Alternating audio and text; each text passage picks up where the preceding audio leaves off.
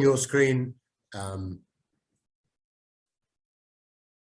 it will be impossible to read, of course, so don't worry, but it's basically, if you were to print it out, it's a 32-page booklet, and the sections within that relate to some key aspects, some key concepts of enterprise and entrepreneurship, starting off with the business model, the various business structures, what is a value proposition, your intellectual property, market research, which is very different from marketing itself, and then the business plan and the cash flow forecast.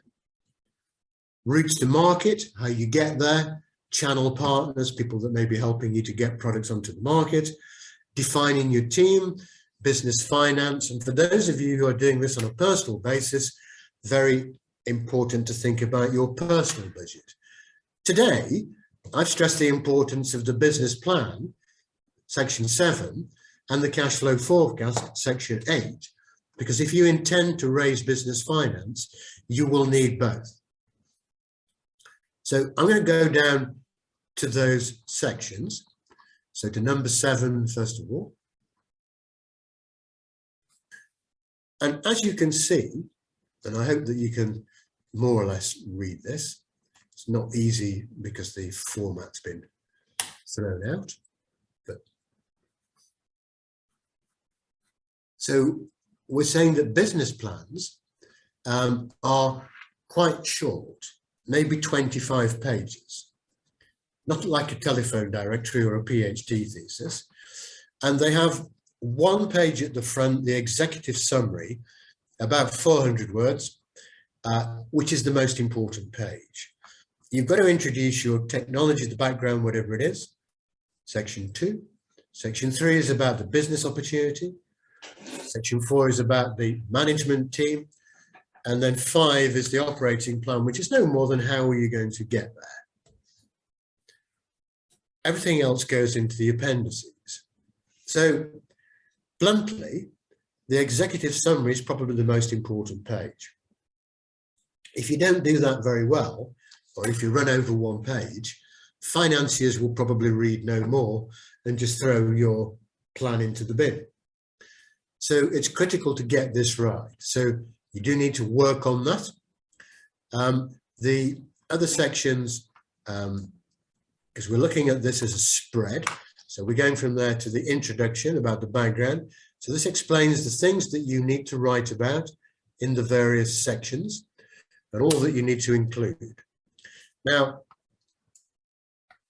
the cash flow forecast has a general layout, and I appreciate you can't see it on screen at the moment. It doesn't matter because we'll have this as a download for you, but it's also 90 degrees out. But these are the rows, and there's money coming in and money going out. And at the end of the month, with so much coming in and so much going out, there's a balance in your bank account, the company bank account. And that's what you plot to give that shape of finance picture. Very, very easy. How much do I need and for how long do I need it? And so we go through in this booklet, row by row, everything that you need to include. Now, is this a standard that everybody uses? No.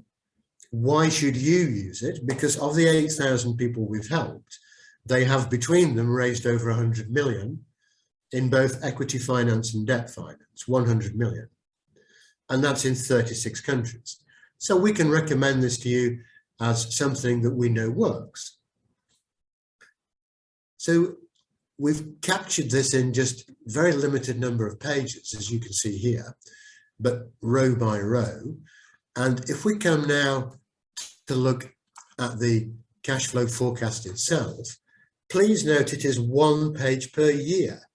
So these are this first column describes the rows, and then the rest of the columns are months of the year, and then the total at the end. It is not difficult to achieve.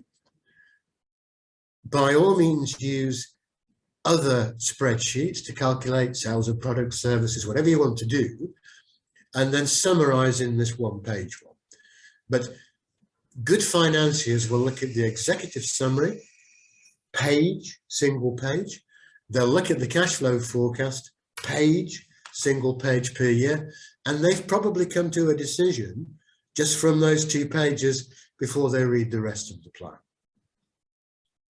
If you are working alone, please let me recommend to you giving consideration to your personal budget. The amount of money that you need coming into a new business must match what your outgoings are on a personal basis. And remember, your salary will be deducted from tax, it's a tax deducted from it, etc., etc. So this very simple way of creating a personal budget could help those of you who haven't done this before. And let's it's a private document for you. You don't show this to anybody. So yeah, I do want to know how much you spend on smoking. I don't want to know. I want you to be honest with yourself how much money it costs to buy cigarettes every month. You don't have to tell anybody, but be clear about the money you've got going out. Be brutally honest with yourself.